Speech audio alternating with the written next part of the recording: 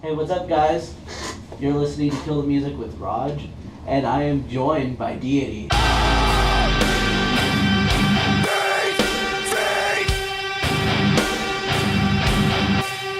Hello.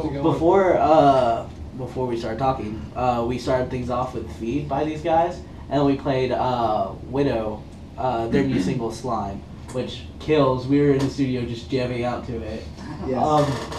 Tyler's actually, you're pretty good friends with Scarecrow, aren't you? Yeah. Went to high school with him, and I've been good friends with him for probably about 6 or 7 years, something like that. Okay, that's cool. They're actually, you're playing with them. Yep. Next Monday at Walters. We're playing with Widow, Rex, Cloud Shift, and Rothschild, and we're supporting Hollow Vessels for their EP release show. Most importantly, Hollow Vessels. Yeah. Yeah, what did you guys think of the new EP? Oh my gosh. It's absurd. It's It's incredible. like Yeah. take 5 of the most extremely talented musicians and put them in one band. You got Hollow Vessels. So, Deity, how did you guys form? Drake. Okay. Yeah, this is my turn. Well, at the time when I was playing live music and in school and everything, I was a secondary member for the bands that I was playing for, and I felt like the stuff that was out of my control needed to be fixed, and like just across the board with every band that I was playing for, associated with, and I wanted to kind of take the reins and start a band out of my own image and play with the people I care about the most and who I really appreciate as musicians more than anything. And so, every band that I've started has started with Dylan, and basically,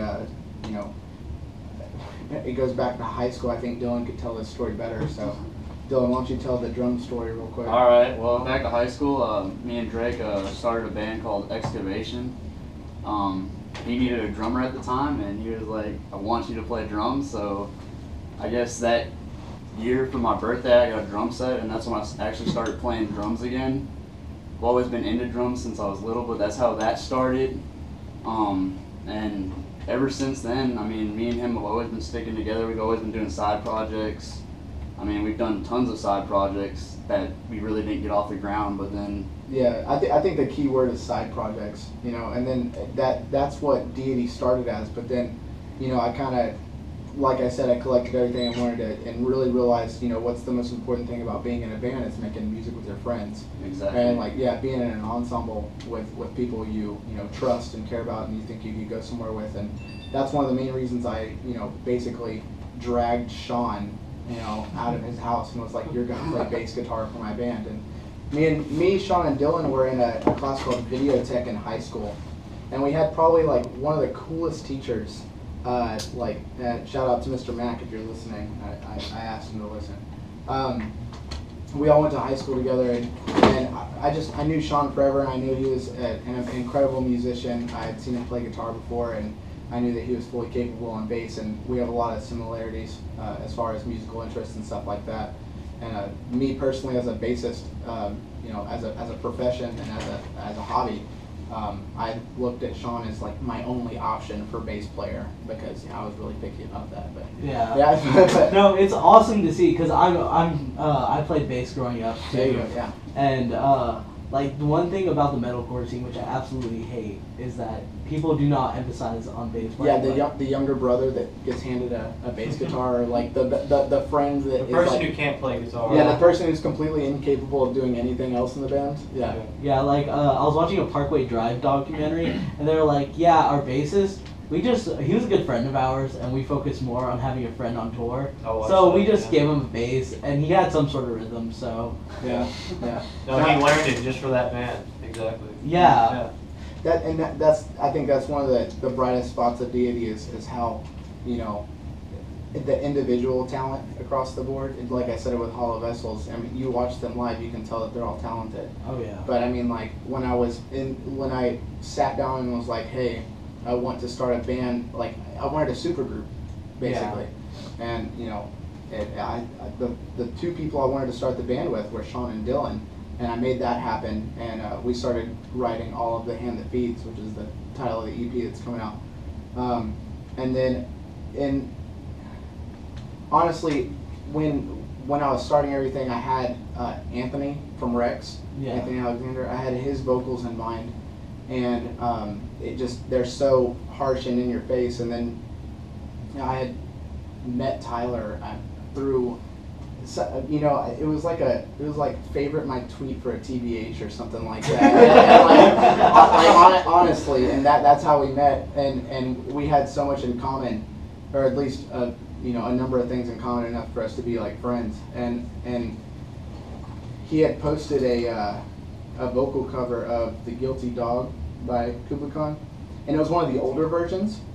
As soon as I heard the opening line, because I had liked Kubla Khan before. But as soon as I heard the opening line, Tyler was doing both of the vocal parts. And anyone who's seen Kubla Khan live knows that their guitar player does a lot of the backup parts. Yeah. And Tyler's sitting here doing both of the parts consecutively in like one breath, and like taking good breath and all this stuff that I've learned in like vocal methods and stuff from school. And anyways, and I immediately changed my mind, and I was like, okay, Tyler's one of my new best friends, and he's going to he is going to be the vocalist of Deity, and that's just how it's going to work. And it took a little bit of persuading. It took a little bit. Yeah, it was actually it was funny because after I had posted that vocal cover, one of my friends, Matt Bears, he's in a band called Tied Down now. He messaged me on Facebook and asked me to be the vocalist of his old band, Flights. They were a metalcore band a few years ago, and they were really cool. And I like considered it because I'd never really been in a band before. And then Drake talked to me about starting a new band with him, and I was like, that would probably be a little bit better because it felt really weird. Yeah. Jumping back into like a 2-year-old band and being like, hey, it's me now. How long have you been doing vocals for exactly? Okay, well so whenever I was like a scene kid in high school, I learned how to do called like vocal fry. It's basically like what Austin Carlisle does. And it didn't sound very... Cross Yeah, it was a lot of YouTube is how I learned how to do that, and it was not very good. It was very quiet, and so I kind of just gave that up after a while. And then probably sometime like in like summer of last year, I decided to like pick it back up, and I just like kind of wanted to learn how to do vocals again, and I messed with a few things. And whenever I started covering like Slipknot songs and Kubla Khan songs, I really found like what worked for me, and so it's probably been a little over a year that I've been doing vocals. Yeah. This style anyway. Yeah. So how have you been, like, I mean, it seems like everyone's been kind of experienced. How was it like when you first like started recording and stuff like that? Oh, it was fucking awful. It was so bad. Like I was so inexperienced that like recording Feed, which is like a 2-minute song, there's probably like 8 lines in it. It took like 4 or 5 hours. Like my timing was so bad. I recorded it with Scarecrow from whatever. I recorded it at his house, and my timing was poor, and like we had to like revise a ton of lyrics because he wasn't happy with them. He didn't like them, and I was like, yeah, that's fine with me because he's an incredible lyricist. So I, let him help me with that a bit. But yeah, it was really rough. And then recording Albatross was even worse because that was an even longer song and there was more to do. But I've recorded 2 more songs since then, and I've gotten better at it and just kind of had to learn as I go. But yeah, it was not fun at first. Yeah. Well, you've been totally killing it, I have to say. Thank you. But yeah. How is well, let's talk a little bit about your guys' past. Name like all the past bands you guys were in. I know Drake was in some. Here we go. Sean, why don't you start this actually? Yeah. Well, a little bit of background about me. I wasn't originally a bass player. I got my first guitar when I was 11. Decided I didn't really enjoy it that much. Learned how to play it a little bit better, and then decided I wanted to play bass at the age of like 13. Well, my neighbors who were like 20 and 21 at the time needed a bass player. So I was like sneaking into shows when I was like 14.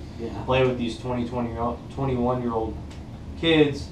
The name of that band was Unspoken Alliance, and they're actually both in bands now. But one's a drummer for a punk band, and one's a lyricist now. But so that's the background about me as far as how I started playing bass, and then the only band I played in outside of this was Unspoken Alliance.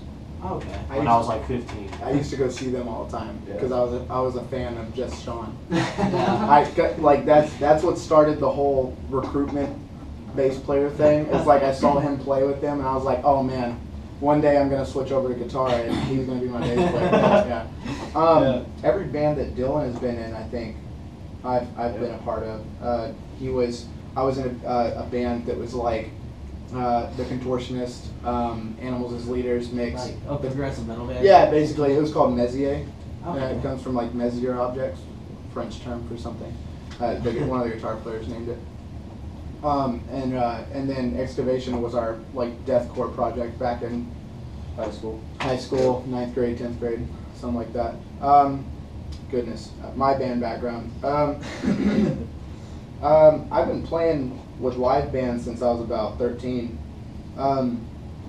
That all got started back with a band called Abolish the Weak, and that was started with Paul Lopez from Tied Down, and he played for Flights as well. This small world, you know. Yeah. And then he played with a band called The Everlast, which so Trevor. I didn't know Trevor went by a secret name too.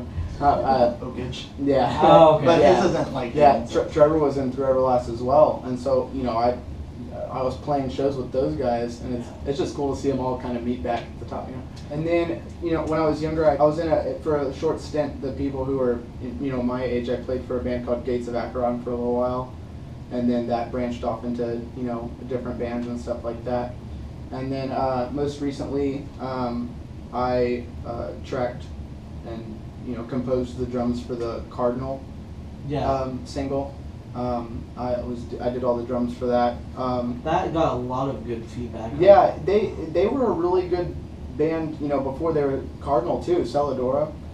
That they were awesome, you know, extremely talented musicians, you know what I mean? And so I didn't want to pass up the opportunity to be a part of that with them. You know what I mean? And we still work with Carlos, who's a part of Cardinal, and he's currently recording Tyler. And he's an incredible engineer, you know, and I was a part of Fane, until I got, you know, until I got messy with Deity. I thought that was going to be my, you know, my home run, like that was my calling, that's what I was supposed to do. Were you one of the founding members? Not at all. Oh, okay. They started up around, you know, like 2011 or something like that, you know, and it was, I couldn't even tell you who the original members were. It was so just like, hey, we're Fane. The vocalist at the time when they found was like 14. Like, Yeah. He was like this insane vocalist, but he was like a child. Yeah. And what really sold me to playing in Fane was literally Devin Sockwell. Yeah. He's not human. He's a machine. You know what I mean? He's like he produces frequencies that were like nearly impossible to capture in the studio. Yeah. And so, but yeah, I mean, and they let me play. I originally joined as the guitar player. Yeah. And the first show I ever played with them, I had to learn the entire set 2 days before we played. Wow. Yeah, and the backup vocals. So wow. that was an experience. And then the next show we played, you know, 2 weeks later I was on bass. Yeah. I mean, so yeah, and it was cool. I got to compose a lot of stuff with them. A lot of the stuff that would have been on the EP that would have came out this year is a lot of stuff that I worked with the other members and stuff like that. A lot of the riffs and stuff. There was a lot of good people that did a lot of good things in that band. You know what I mean? And it's a shame to see that they're a little frozen right now because I wish the best for them. They're incredibly talented and like it was just a powerhouse band. You know what I mean? Yeah. There's no other way to put it. And I mean, they're one of the like. There's a lot of bands which are like coming up in the local scene, and I know that Fane is definitely one of them. Dude, yeah, and Fane was just that band that, you know, you paired Fane with Rex on any local show, and you're pulling 30 people every time. It's just they could be the two bands. And we played a house show in my garage one time, and my house was full of like 70 people. Yeah. And those are like aggressive shows, like man, it gets a little dirty. Yeah, so yeah, it was a good experience, man. And I got to cover "Dig" by Mudvayne.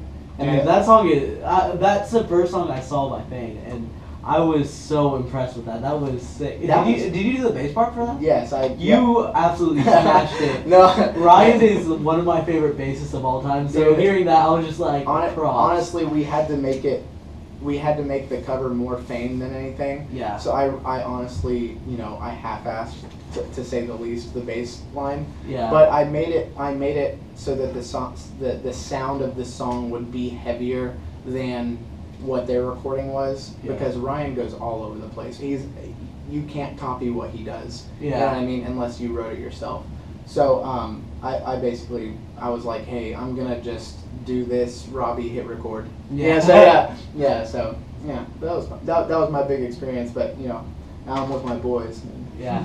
Do you guys plan on doing any covers?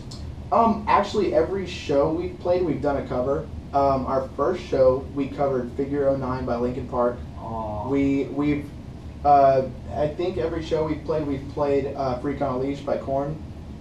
And we played People Equals Shit at our first show. We haven't done that since. It went good. And then we did I'm Broken. I'm Broken by Pantera. And then as soon as we played that show, 2x4 came out with their cover of it. Yeah, I was about to say, And dude. then I wanted to fucking kill myself because they did it so good. And shout out to everyone in 2x4 because they're class act. Like Yeah. they need so much more recognition than what they get. Yeah, they've been playing so many shows in Houston. It's ridiculous. It's good, man. They need to get back here. The majority of the original members weren't from even Texas. Yeah. So and it's just nice to see them around. What about you, Dylan? How, besides being with like Drake most of your time, how did you start off with drums and stuff like that? Alright, well, I guess it started when I was probably about 5 years old. My brother played drums and I was interested. I got one of those little bullshit Walmart drum sets, for little kids. You have to start somewhere. Yeah, I started on that. That's when I really got into it, and then like with the excavation, that was the main start. When I moved actually down to Texas, I've been here for about 12 years now. But when me and Drake were in high school, we started excavation, and that's actually when I got my first legit drum set. And ever since then, me and him have been doing projects together, done plenty of side projects that haven't even got off the ground, but The rest Yeah. is history. Yeah, we Exactly. finally just manned up and did it. Yeah. Yeah. But me and Dylan, we've always lived down the street from each other. Yeah. So it was kind of just like you have the guitar player and then you have the drummer. It's like of course you're gonna write music, Yeah. I Yeah, mean, it's one of those things which very few people have. It's No, like definitely. solid. It helps. It helps when that drummer is your best friend. So Yeah. I mean, I think we wrote a song, Hurricane Ike, when we were out of school for 2 No, weeks. no. The first excavation EP was Yes, written written during Hurricane Ike, and I was playing on an ESP baritone guitar, and I had a pocket Marshall. You know the Marshalls that run off the 9-volt batteries? Yeah. No. I turned it all the way up and put it inside of a guitar case, and it had the coolest guitar tone, dude. I swear. It was And I was just playing drums on pads, and I Yeah. had cymbals on the ground, just Uh-huh. tapping them. Yep. I mean, we had 2 weeks off of school. That's what we did. So That was your guys' progressive metal band, right? that No, was that- deathcore band. Okay, Yeah. so let's talk a little bit about your guys'. Oh, real quick, I just wanted to give a shout out to Pat, the drummer from Fame, because he's listening. Oh, shout out to them. And let's just do a general shout out to Fade since we're talking about them before. Yeah. Love you guys. Miss y'all. Yeah. Shout out to Devin and then Taylor, who's a good friend of mine. Yeah, Taylor, we miss you. We were supposed to start the band with Taylor, actually. We give him shit about that every time. No way. Yeah, when I was constructing everyone I wanted in the band, I saw Taylor play live once with what were they called at the time? Safe Havens. Havens. Yeah, and I just watched Taylor the whole time, and I was like, oh my god, I will never look this He good goes live. crazy. I'm almost positive, he's gonna really injure himself one day playing live. No, it's funny because he's like off stage. He's probably one of the nicest guys I've ever met Oh, in my life. definitely, yeah. Definitely. Anyways, let's get back to you guys. Mhm. Writing process. What is it like for you guys? Because I know you kind of have a classical background and stuff like that. Yeah, I mean, when basically the writing process, it's done. The EP instrumentally is done. We're giving Tyler all the time he needs, and Yeah. that was my goal. I wanted to finish the EP as soon as possible, record everything as quick as possible. It took me maybe 6 or 7 sessions to finish the entire EP on guitars, and I wanted to just get out of the way and let these guys handle the rest of it because I had more experience. You know what I mean? And what it was is I took exactly what I wanted to be playing on guitar. So I just sat down with my guitar and I was like, these are the riffs I want to be playing live. You know what I mean? Yeah. And then I went to Dylan and I was like, listen to this, what do you think? And he was like, yeah, I'll give it a try. And then I would sit down with Sean and I was like, here, help me write something off of this. So it started with us three. You know what I mean? That's how it all got, that's how it came about. A bunch of late nights at Drake's house. Yeah, staying up way late, just forcing ourselves to finish up songs. But that's the style you get. That's what you hear in Deity, is that, not necessarily forced, but the determination to finish. Exactly. Yeah. Do you use any of your musical theory stuff? I do. In one of the songs that's coming out, I do a 13/8 rhythm that goes back and forth from 6/8 to 13/8. Fuck that song. And they all hate it, but they know it sounds great. And what I do is I do it's almost like a theme and variations throughout the whole thing.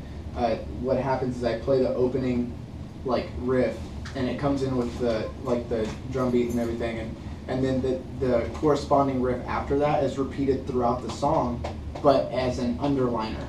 You know what I mean? So the entire song is based around one riff, but you can only tell if you're really focusing on what's happening in the background. So I do a lot of that, and then I do a lot of extra musical, just some things I really hope people secretly ask me about whenever the EP comes out. Cool tempos. Yeah, A lot of cool tempos. And meaning the tempos actually mean something. Yeah. Can I talk about feed? Okay. Yeah. Feed is in 60 beats per minute. Yeah. And there's 60 seconds in a minute, obviously, and the anvil hit that you hear on the snare beat is supposed to represent the second hand on a clock, and feed is like feeding your thoughts, right? And then the time that's ticking down. You know what I mean? So the last sound you hear is the snare and the anvil hit, and that's later repeated in the rest of the album. Leaked information. Yeah. Yeah. So I do a lot of extra musical stuff, associations and whatnot. So that's really cool, because I know whenever I looked at the comments for feed, there are mixed comments, but there's some people which are like, oh, it's just another breakdown. Yeah. So this is just another repeat. Yeah. But I mean, it's clearly not. There's clearly like a lot of stuff. Yeah, there's always intention behind everything, that I personally write and that everyone else does in this band. You know what I mean? Like when Dylan was composing the drums for most of the stuff, he has, musical structure in mind. It's like, what fill would lead into this part better? You know what I mean? Is it necessary to be on the crash or the hi-hat on this part? What part of the song needs to have more of an impact than the other? Stuff like that. You know what I mean? We even experienced some times where we needed to use absolutely polar opposite bass tones. Yeah. You know what I mean? Just to get exactly the sound we wanted. You know what I mean? Like the part in Albatross. Yeah. You know what I mean? Where the bass just stands out. Yeah. We wanted it to sound like pig guts. Just like slapping against metal or something like that. Yeah. So, and yeah. Another thing, since I was talking about the comments earlier, is you are really good at responding to comments. You are amazing. Man. That the whole thing is myself as a music major, I have to learn how to accept criticism, and no matter what, you can either choose it, you can choose to take it negatively or positively, and I will always try to take it positively and learn how to better myself by it. So that's something I try to do with my music students as well. Is anytime I give them criticism, it's like, look, that sucked, but it did. So let's just do it. Oops, sorry, Siri wants to interrupt what we're doing.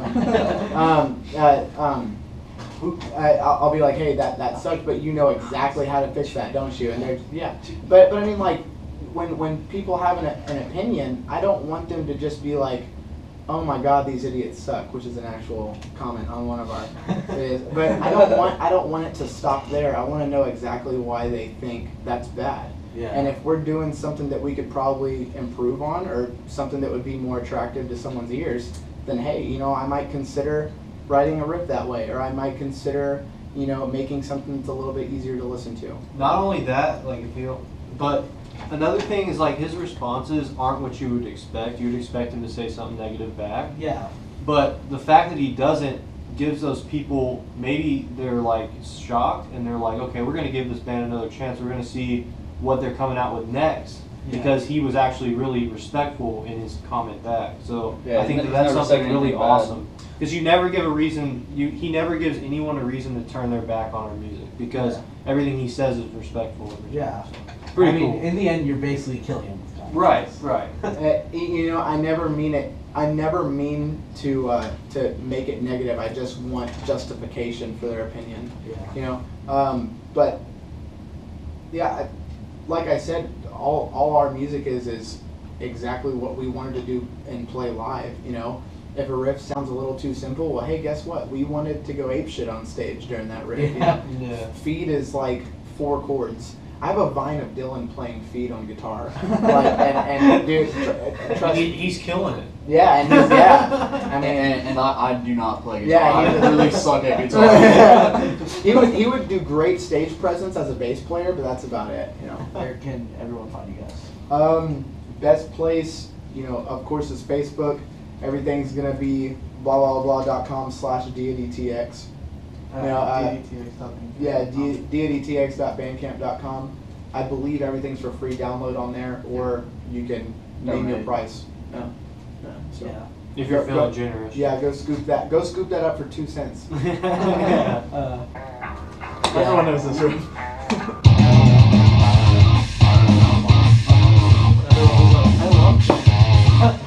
We didn't get a chance to talk to Tyler. Next. Let's talk a little bit about the lyrics. What do you want to know? Well, what's the writing process like for you? Okay, so with Feed, it Word. was what? Sorry, What was that? you write down a word and then a word. Yeah, what I usually do is I'll write one word and then I'll usually write another word that somatically works after that word, and then just try to connect them together to make a sentence, and then I try to make several of those to make a whole song of sentences. And Cite some more words. Cites Dr. Seuss the whole time. Yeah. So basically, Deity is not only the Diners and Drives, but they are the Dr. Seuss Yeah. Hey. metalcore. All of our lyrics are actually just things that Guy Fieri has said in his various TV shows. Yeah. Okay, so it's actually kind of funny with Feed. I was driving home from hanging out, or it was a Easter weekend or something like that.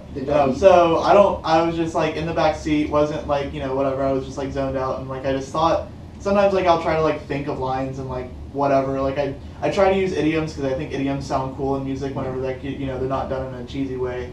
And so I thought of like the hand that feeds, and then like I just thought of the line, the hand that feeds holds a gun to your head, and like I put that in my notes on my phone, and like didn't do anything with it. And so the thing was at the time, my plan was to record all of my vocals with Scarecrow, but he was leaving for tour on June 1st or something like that. So, and it was going to be like a long tour. It was like I think like a month and a half or something like that. And I was like, we need to get something out because we had been together for a while, and like I felt like I was kind of making the band wait too long with doing stuff on my own because like we had all of the instruments recorded by that point, and so I just kind of felt like I was lagging behind a little bit. So I just like told Scarecrow, I was like, hey, like I'm gonna come over tomorrow and I'm gonna record our intro with you because like I want to get something done before you have to leave. And so that night before I went to bed, I wrote the lyrics to Feed, and they were like not at all what they are now, because like the way it worked out was I wrote the lyrics and I went over to his house and we started to record, and he was like, hey, what do you have for lyrics? He wrote them down, and it was like the same exact vocal pattern as Yo, keep going. You really? I'm sorry. Jesus Christ. Looking Look at at memes this on his fucking- phone. Alright, stop. Alright, No, let's I'm get sorry. back to this. That was mostly to myself, sorry. Anyway, the vocal pattern was exactly the vocal pattern of 1056, is the intro for Villains EP 10 Yeah. code, and it was like verbatim the exact same vocal pattern. He was like, okay, no, you can't do that. Like, it was like, this is a little silly. So Their album comes out tonight. yeah. Villains. Sorry. Freudian Slip, their new album comes out tonight, and I've heard some of it because I'm friends with Scarecrow whenever he has a whole Exclusive. thing. They're actually aren't they in one of the music videos? Yeah. The one that put the What signs is up it? or whatever? Like Father, Like Son. I don't remember the Yeah, name of the yeah, song. I just remember they held up signs that yeah. said like I missed something. Mm-hmm. Yeah. Yeah, Trevor and Scarecrow and I think that's it. I think that they're in it. They're holding up signs. So yeah, but yeah, that's coming out tonight. And that thing is I've heard some of it and it's really incredible. But yeah, anyway, so for like a good solid like 3 hours after I got to his house, we just like changed the lyrics. And so it was like we wrote the song and then recorded the song in one day, and it just kind of worked out that it didn't sound like shit when we were done with it. Yeah, like the lyrics actually ended up not being too terrible, and we ended up being able to like run with it and do something with it for the rest of the EP because it was really like the first song that I had finished lyrically.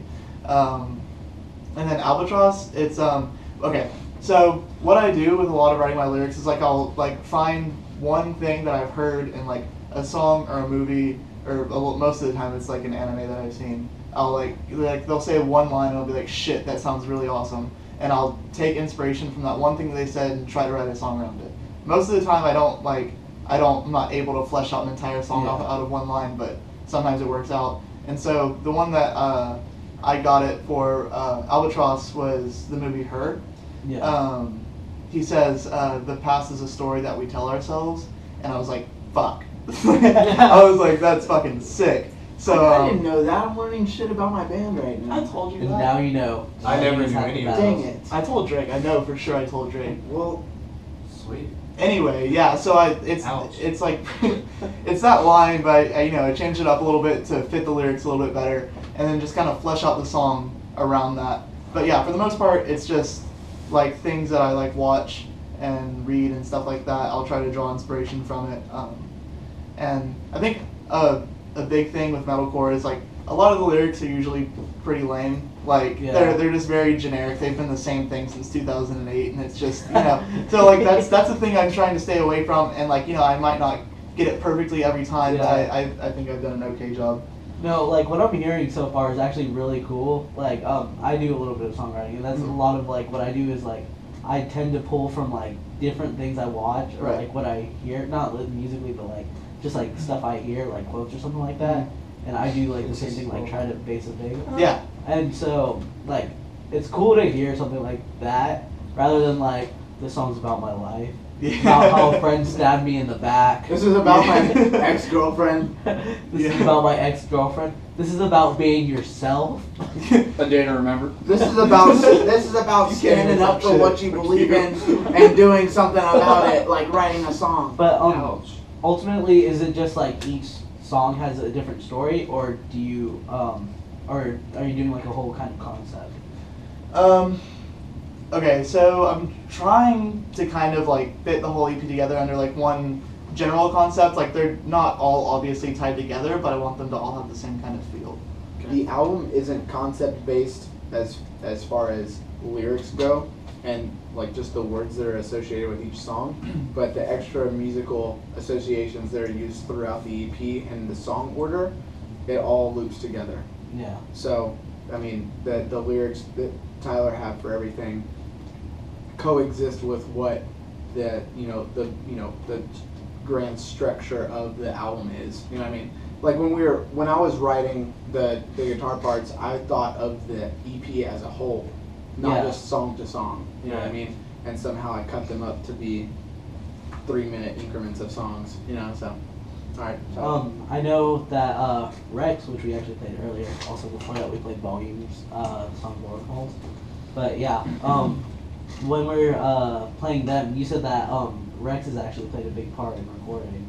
Yeah, actually, I record with John Dudek, who's the main music writer, founder of Rex, and goodness, I mean he recorded all of our instrumental stuff, and he's basically mixing, mastering, and engineering the album.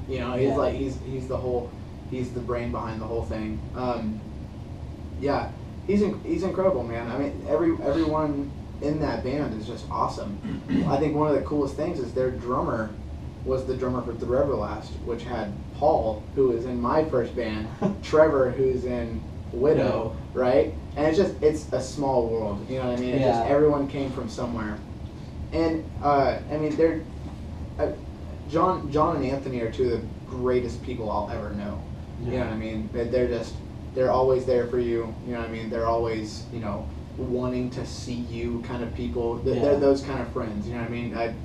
Being a you know, a full-time student and working a full-time job and also trying to participate in, you know, what I think is a fantastic hobby in playing in a band, they try to create time to hang out with us and spend time with us and see us and stuff like that, even though it's outside of, you know, recording and stuff like that. So.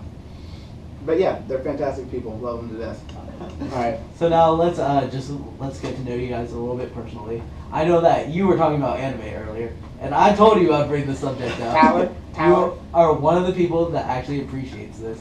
The Yu Hawk show. Yeah. Yeah, I just kind of binge watched the whole series in like a week and a half. So that was my life for a while. That was pretty much all I talked about. Zelda. Yep, that too.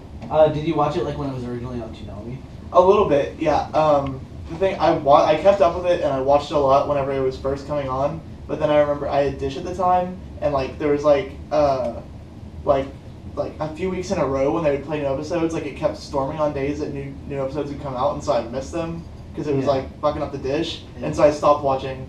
And so like you know, like 8 years later, I was like, yeah, I'm gonna watch this again. So yeah. Yeah.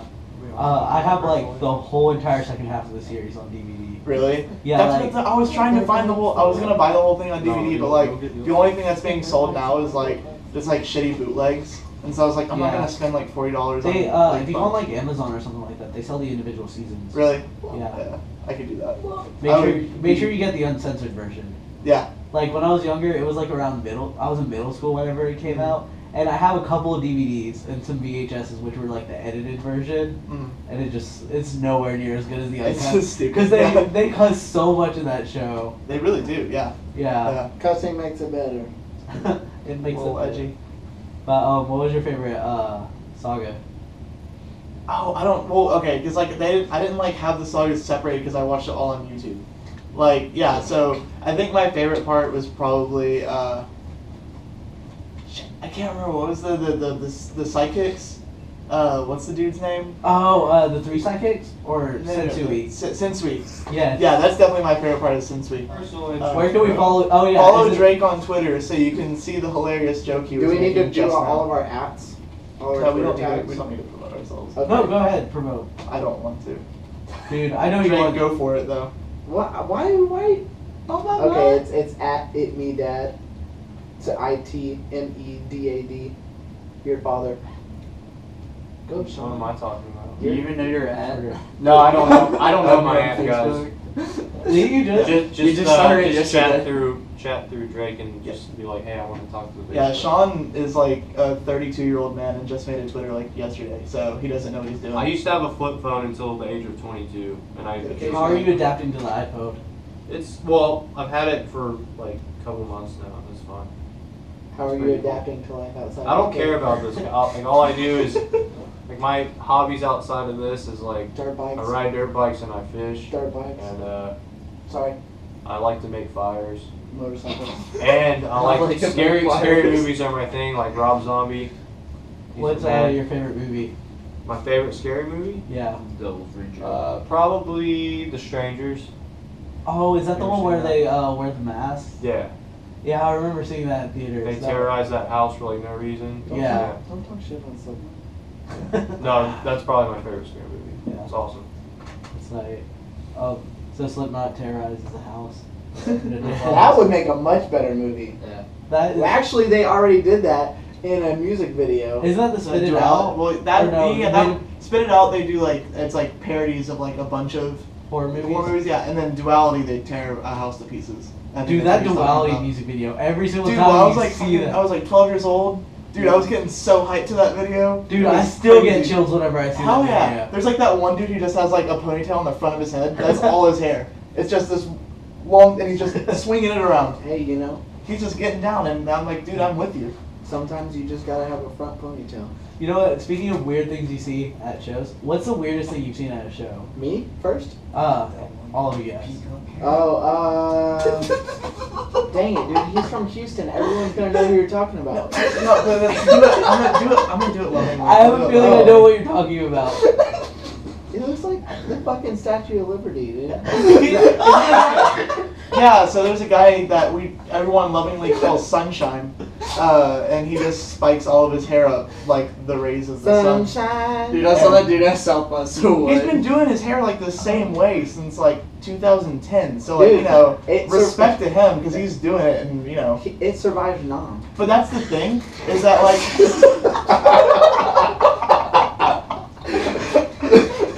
Yeah, my scene haircut survived. It's like a scene before scene was cool. A lot of people will say like It's you just know. a fucking headband that's not even. Sorry. No, you're good. A lot of people say like, you know your band made it if like he's there at your show because he only goes like the big shows. Yeah, so, like, that's so true. Yeah, I don't think I've ever seen him at a local show. Yeah, right. He doesn't go to local shows. So like if he's at your show, like Does you he made ever it. go to our show? No. Oh, damn. No. No, we didn't make it yet. You probably won't go to our show. We've played to like Is it 100 possible? people collectively. Is So it possible that he might one day go to our show? If we get on a big Probably package. not if you just heard that, so. No, but for like, you know, shout out to that dude because he like people make fun of him and He's shit, not fair. but he does what he does and he like, you know, whatever. Respect for him because he doesn't give a shit. Like Yeah. he has a fan page on Facebook. I liked it. I was like, dude, I'm your fan. You Like, need to give me that fan page later on. yeah, I'll for sure. Is it Yeah. a serious fan page? I don't know. There's like 100 something likes on it though. Like it's Oh. a fraction of what we have on Facebook. So whatever. My question is this kid actually aware of the fandom? Yeah, no, because everyone always asks him like about his hair because it's like Is it 3 feet high. dyed a different color? Well, it's like jet black. Yeah, Jet it's always. I have a feeling it's like a headband. Thing. No, it's his real hair. Like I've talked to him before and I've taken a picture of him before. Okay, first of all, he said it takes him less than an hour to do, which is just absurd to me. I don't believe that. But no, the thing is he's been doing it for like going on 5 years. So like, you know, It's I kind of already believe molded it. like into Yeah. Or he probably washes all this shit out and it's like still sticking straight up. Guess Like, what? It's still here. that dude though, yeah, he's probably the #1 Houston Last Spike standing. Warped Tour show mascot. Yeah. I'm pretty sure that's. No, actually, I think I saw him at the Volume show, Yeah, he was He definitely was there. and I think I might have seen him at the Bear 2 show. He was probably there. Yeah, In all likelihood, yeah, he was there. Because He those was bands there. made it. Huh? it's like a spiritual thing. He was there. Yeah.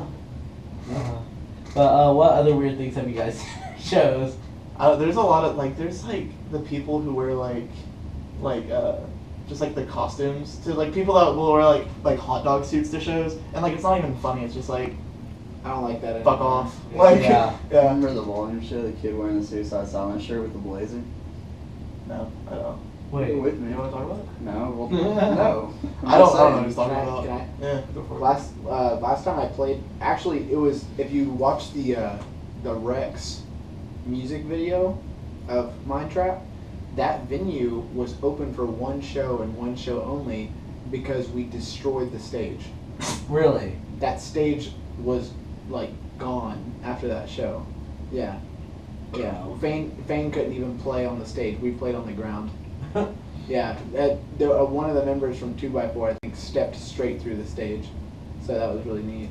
So I mean it wasn't weird, it was just like a cool experience, you know. Yeah. And then I saw Slipknot the year they got nominated for a Grammy. Weren't they nominated? What? 2005? I have the 2000. Yeah, I have the. Because those were Before I Forget. wasn't it? Yeah. Yeah. Yeah, I have that tour shirt, and so like that's Oh. probably the coolest thing I've ever seen in life. I'm so jealous. I've always wanted to see Slipknot. It was tight, man, because it was with Shadows Fall and Lamb of God. Damn. So it was just like if you want to stack up a lineup, that's what it is right there. Like that's like your short. That's like not even a short stack. That's like a full stack. What's y'all's top show? If you had to name a show, top band you've ever seen. You start. Best show you've ever been to. Rad Raj, start that. We're interviewing Rad That's Raj now. This is Deity. We're interviewing Rad Raj Yeah, on. because Rad I want to Raj say Radio. mine too, so you go first. Alright, we're now we're gonna change the show name to Diners, Drive-Ins, and Deity. Yes. We made it, Dude, Mom. can you please either name the EP that or have a tour package with that? Tell you what, we'll have a Guy Fieri sticker. that We'll says get Dylan to Deity. tattoo it on his butt. There we go. How about that? Alright, Alright. I'll pay for it. You'll Yeah. pay I for will be there when you If you get that get Diners, tattoo. Drive-Ins, and Deity tattooed on your butt, yes, I'll pay for it. Okay, I'll get it done next week then. That's amazing. No, Have you it. have to wait until I have the No, money. no. Have it all in our writing. for, First like, in our DD font. tab. First DD tab. Yeah, no, you have to have all of these with the Deity. Yeah. Deity. So, Deity. favorite That's show. tough. That's tough. Yeah, favorite show. Raj, start. Okay, that's really hard. Pick one. Yeah, no, because I'm kind of thinking. The right best now. one you've ever seen, like production, like. Okay, when it comes to raw performance, pretty much every single live show I've been to. Oh, jeez, yeah. You just, like, I first saw them with Enter Shikari back in 2011. And when I first saw it, like, Jason the vocalist went absolutely crazy. He threw a rug off the stage and onto my friend. Did y'all keep that rug? Dude, I wanted him to, but they took it back. It's the venue's rug. Jeez, what? Don't be stingy, then. And one show I went to was at Numbers, which was a few months after that one. I think Scale Summit was headlining. The guitar player and Mezier took lessons with him.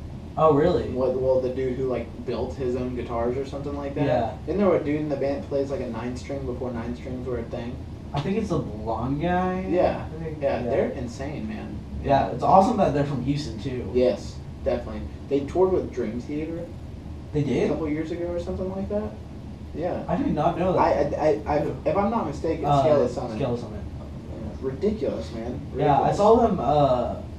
saw them with Glass Cloud a few months ago. Glass Cloud is great. Love Oh, this yeah. stuff. Yeah, they're in like my top 5 like composition influences. They're awesome. Yeah. Dude, okay, I will admit I wasn't a fan of the second EP. No, yeah. See, but that first CD was. but that's the thing, man. You look at bands that have always put out good albums, and then what they follow it with. Yeah. Like, did you like the Human Abstract? I tried getting into them. It was, Oh, okay. They were actually on that Let Live show, which I was talking about. Yeah. The Scale of Summit. Yeah, were they really put good. out a great EP, or it was probably a full length by that time. And then their follow up was just like yikes, you know what I mean? Yeah. And the same thing with Between the Buried and Me. You know, when they put out Colors, and then they tried to follow it with, I don't even know what that album is, but Colors was like the greatest album ever written. Yeah. So, you know, it's just I think that's a characteristic thing. Like, what was the album before the Black Album by Metallica? Master of Puppets. Yeah, so I mean, you know what I mean? Like, how do you follow that? I don't know. Yeah. Yeah. Dude, that's so true. Oh, okay. Best shows. Well, I'm gonna divide them as far as like kind of more mainstream goes. Me and my brother went and saw Tool. I believe it was in 2011 or 2012. That was literally life changing. I mean, we didn't have the best seats in the house, but we didn't have the worst seats in the house either. Still, so- you were at a Tool show. Right. It was awesome. It was, I really can't express it in words. It was just amazing. And as far as like, I wouldn't say like not mainstream, but like kind of more hardcore. The Chariot at Warehouse Live, the small stage. It was. I mean, they were walking across. The bassist was walking across the crowd. Was it literally before on people's the heads. small room got barriers? Yes. I'm really jealous. I saw the Chariot. First time I saw them, I used to go to Texas Tech, and I lived in Lubbock for a little bit. Okay. There's like this small venue called Jake's, which is at the back of the sports bar, and they're opening for 4 today, which was kind of weird.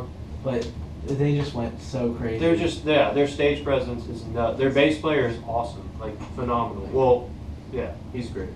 Yeah, but whenever I saw them, that's when the bass player left because Yeah, during the that's- last album, Yep. I was so bummed because he was like he played a He big was on part the of cover for their stage. last album. He was like the cover. It was him like on stage upside down, like doing his thing, you know. So yeah, but yeah, those two would have to be my number 1 and number 2 for sure. What about you guys? I think my favorite band to see live is definitely Kublai Khan.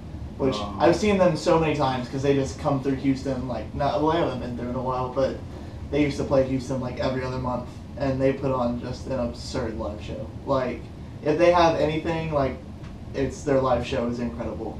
So definitely CoogRadio.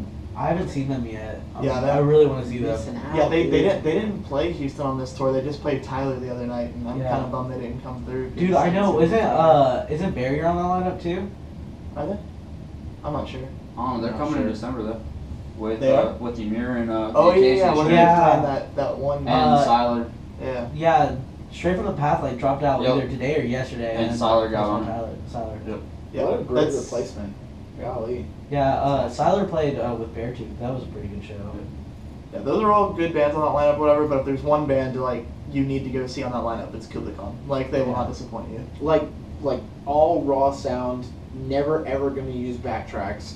You know what I mean? They're just they're a hardcore band, but I mean that's just like it's the epitome of heavy too. You know what I Yeah. mean? Yeah. That's one of the things I like about them though. Is like they call themselves metalcore, and they like it's like their bio on Facebook is like metalcore and proud, and I'm like hell yeah, dude. Like Yeah, that's what a lot of bands like don't embrace is like the metalcore name, I guess. yeah, people get fucking weird about it, and I don't care. I love metalcore, so like whatever. I don't know how to categorize us. Yeah. If We I would, got I would people if we saying- had to, I'd call us metalcore. But yeah, like it's People weird. say deathcore. Yeah. We've been released on a couple like chugcore and stuff like that. Yeah. But we'll take that. We'll take the publicity. Or, Yeah, but you I mean, can like, call us whatever. Yeah. I don't care. Yeah. Like it. I mean- but like that's the thing is like Feed came out and people like called us Down tempo. Yeah, called us down tempo and beat down and stuff. And then 'cause you it's- guys got called Jet, didn't you? probably. Yeah, it wouldn't surprise me. Well, Yeah. here I was gonna ask this later on, but what is your guys like opinions on like specific genre names? Like that's a big thing that's like come up. Like people feel like they need to label like Mhm. certain bands. I don't really have a problem with like genre names. Like, I mean, there's like a lot of genres for heavy music, like a ton. Like, I mean, like I have a friend who's in he calls it atmospheric black metal. So it's like not even Carlos. just black metal. Yeah. It's, Carlos. That's Yeah. Carlos. So like it's He's whatever. the Like, guitarist for Cardinal. So Yeah, Okay. as soon as you said atmospheric black metal, I was like, that's probably Cardinal. yeah. So like I mean like I don't have a problem with it as far as it goes for like categorizing music. I think it's helpful, but people get all like superior with genres and stuff. Like Yeah. that's the problem. I think it's stupid.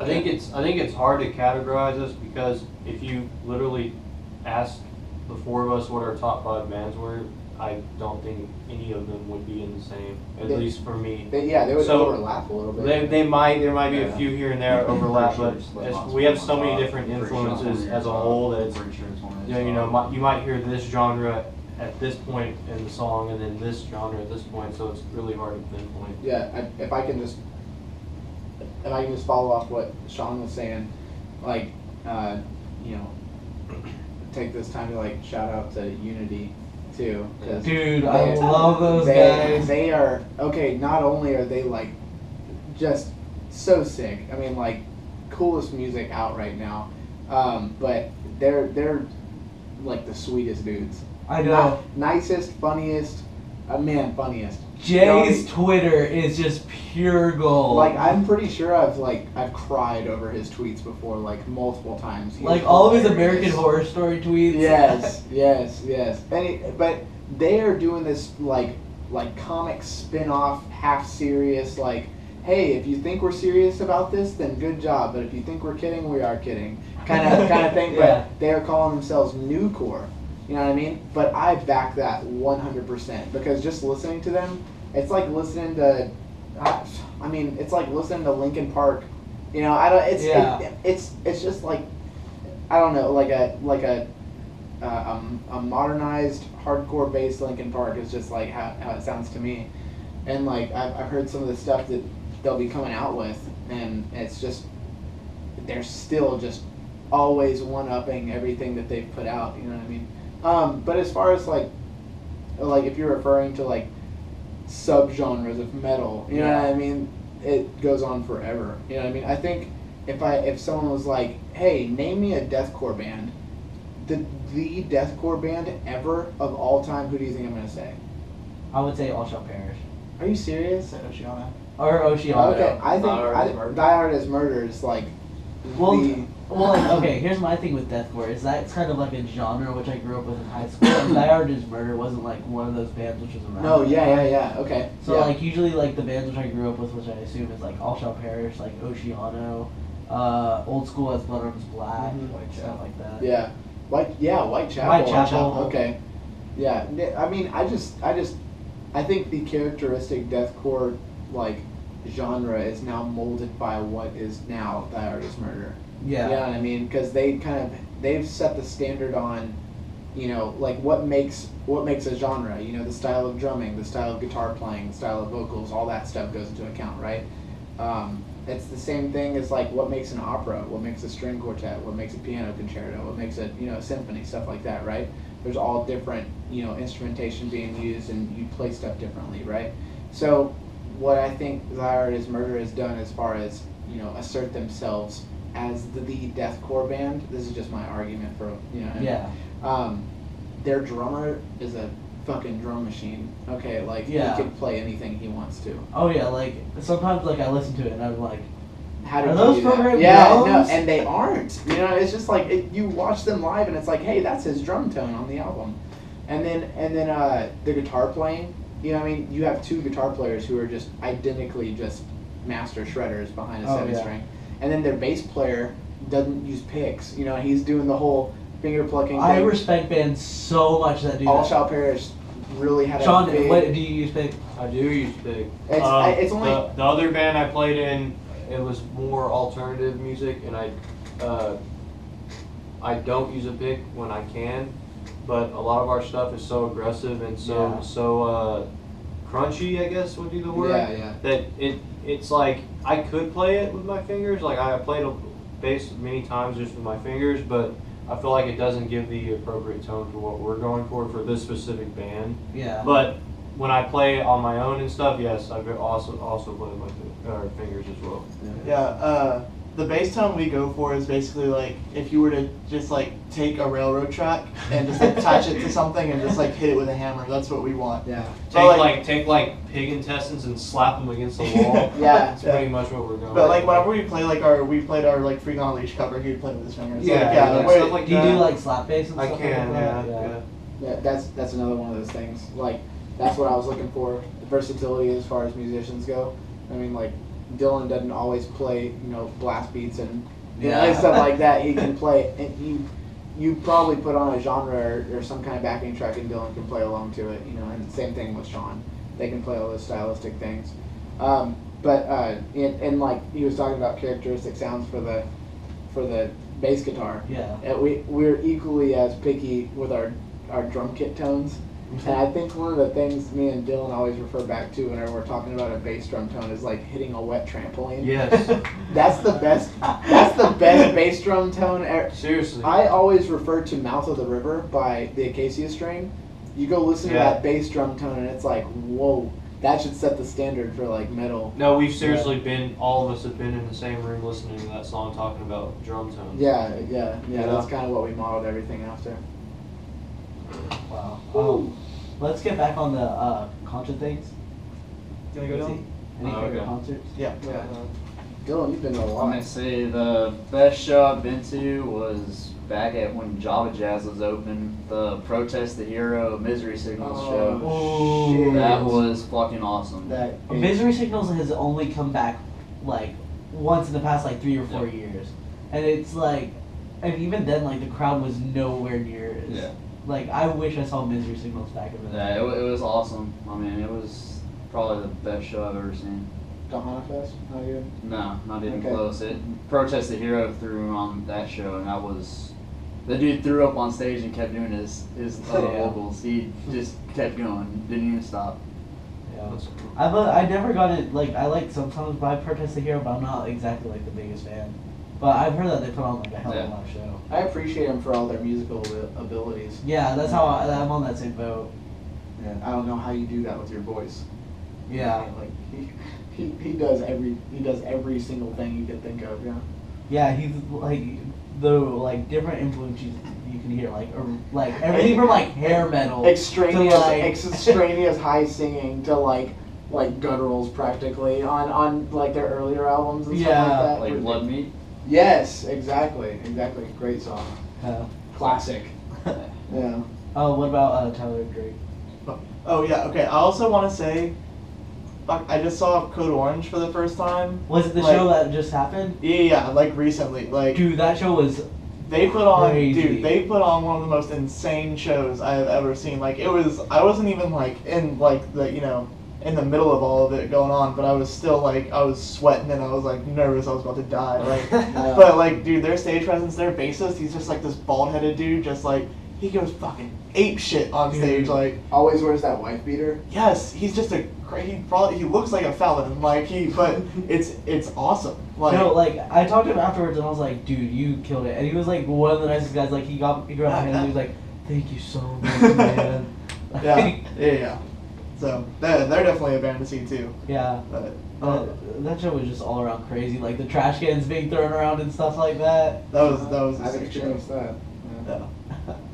But what about you, Drake? I mean, the 2005 Slipknot show with Shadows Fallen. Oh yeah. And yeah, I mean that show was amazing, and I really appreciate the fact that me and my dad sat in seats for that show. You know what I mean? Just so that I could. Was see. that Woodlands Pavilion? It was at the Toyota Center. Oh, okay. So it was a gigantic show. Big show, You know? yeah. Yeah. It was like Tool too. Yeah, and but I mean, like, it was cool because that was like they were nominated for like live performance. You know what I mean? Yeah. Slipknot was, and to see that theatrical aspect of their performance happen too. Because I don't know if you've ever seen the Joey Jordison drum solo video. Yeah, where he that was drums in Houston. Like that was the. Really? That's what he did. Yeah. That's crazy. It was absolutely insane. Other than that, there was a festival back in like 2008 at Java Jazz, and Dylan reminded me of this. It was called Gahana Fest, and they did it once, I think. Hey, I thought they did 2 years. 2 years. I might They be did a mis- follow up in it like. I might be mistaken, but I thought it was 2 years. Okay, it probably just ate shit the second year. That's why they didn't do it. But But what, that it was after the burial. After the burial, Abigail Williams, As Blood Runs Black, Sleeping Giant. Sleeping Giant, Stick to Your Guns. I mean, you name them, they were there. I actually, when he said his blood runs black, I wanted to go to that show so bad. I remember when I heard about that show. It was 2 stages outside. No, one stage outside and then the main stage inside. There was a main stage, one outside, and there was one in that separate building. They had a merch building or whatever. They had like a. Oh yeah. So they had all the like locals and openers playing there. But man, it wasn't too hot outside. So I mean, it was just like it was a great experience to see After the Burial outside. I actually didn't even get into that show. I snuck in that show. Get It inside. sold out, and I got there late. Ooh. Yeah. But man, it was just every band that was popular at the time. Yeah. You know what I mean? Like if you just go down the list of all the bands that were there, I loved Abigail Williams at the time. You know what I mean? And we had the opportunity to We play played with them, yeah. Yeah. And it was just like, goodness, like, Winds of Plague played that too. Oh yeah. Yeah, it was ridiculous, man. Yeah, so that was probably one of the best show experiences. Did Animosity play that show? Animosity played too. Wow, that was a Yeah. stacked lineup. Yeah. No, I'm I think it was like 2. They had like 2 big tours going on tour, and they mashed them together. It was actually it came about as an accident too, because they were both going to stroll through Houston at the same time, Yep, so- and they were just kind of like, okay, everyone, come on, just everybody, let's go, yeah. So it started at like It was like 8 or 9 in the morning and went all the way to like midnight. It was like a big festival. Yeah, and there were bands just overlap. The Faceless was on it. You know what I mean? So it was just overlapping bands outside and inside. Yeah. Yeah, I mean, it sounds like it was not just like bands big at that time, but Yeah. bands which are big like now, like we're gonna be big. It totally blows because like man, what other than like Mayhem Fest or like Bands Warped Tour is there that like Summer Slaughter, but I mean that's gotten weak over yeah, years. that's Yeah. really All Stars. All Stars tour was pretty good. Yeah, but I just like there's just nothing there. Freezer Fest.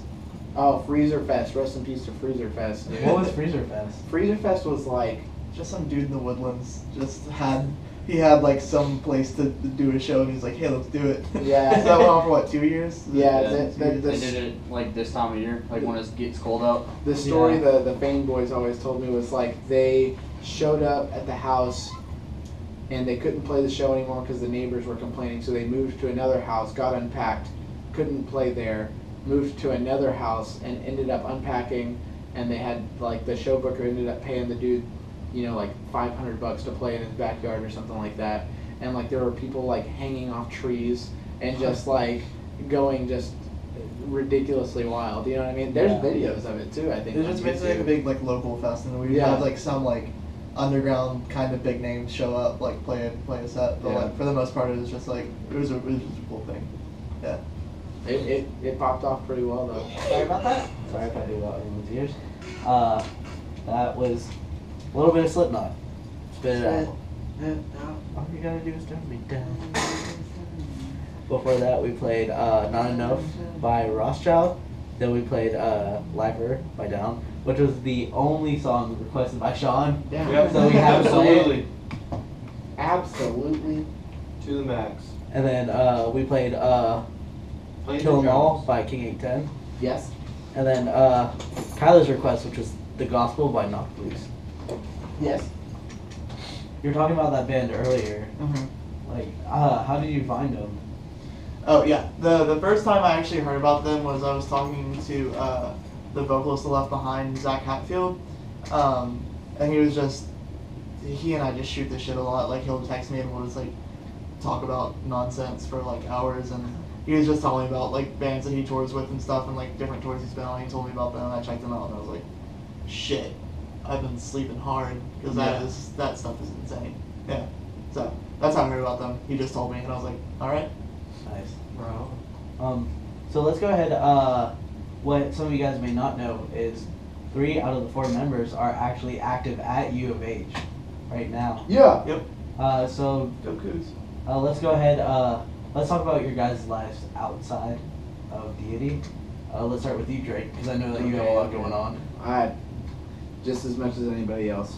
But basically, outside the band is what you're saying, or outside the school? What was the question? I'm sorry. Just kind of like outside the band. Well, I'm a music education major. I'm a senior right now. I basically just got to finish up my classes here, and then go through my student teaching, and on my way to probably be a public school teacher, run my own orchestra and stuff like that. How do you like teaching? Oh, I love it, man. Right now I have 38 private lesson students, and I teach double bass, violin, viola, and drum set. And that's just, I mean, those 4 instruments I feel the most comfortable, teaching.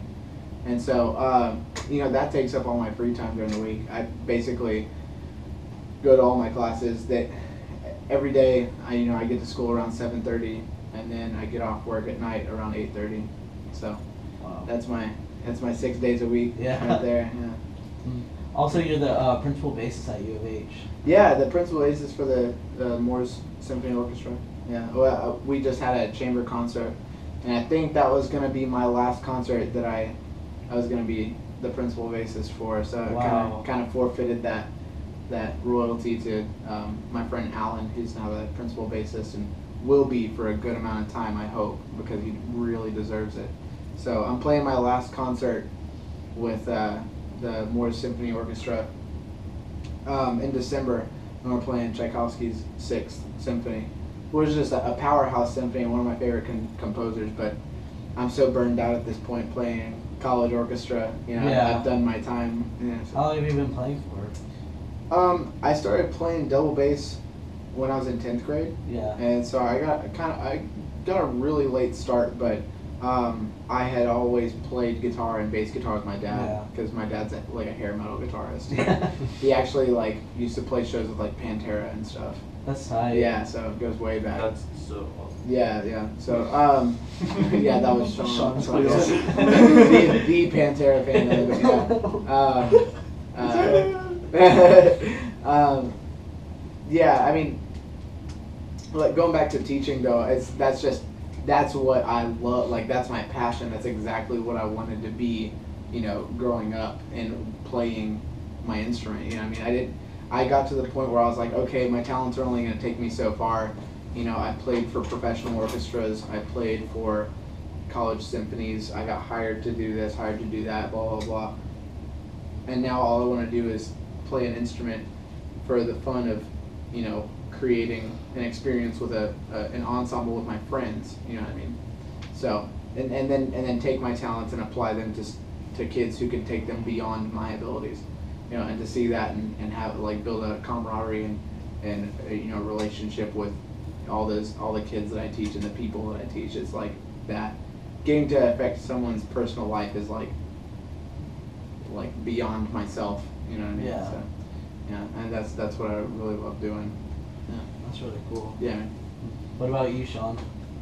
As far as my major goes here at U of H, I'm a supply chain major at Bauer. I would like to hopefully, in Houston with supply chain, it's a lot of oil field type like jobs, I guess you get with supply chain. Not necessarily that I wouldn't want to do that.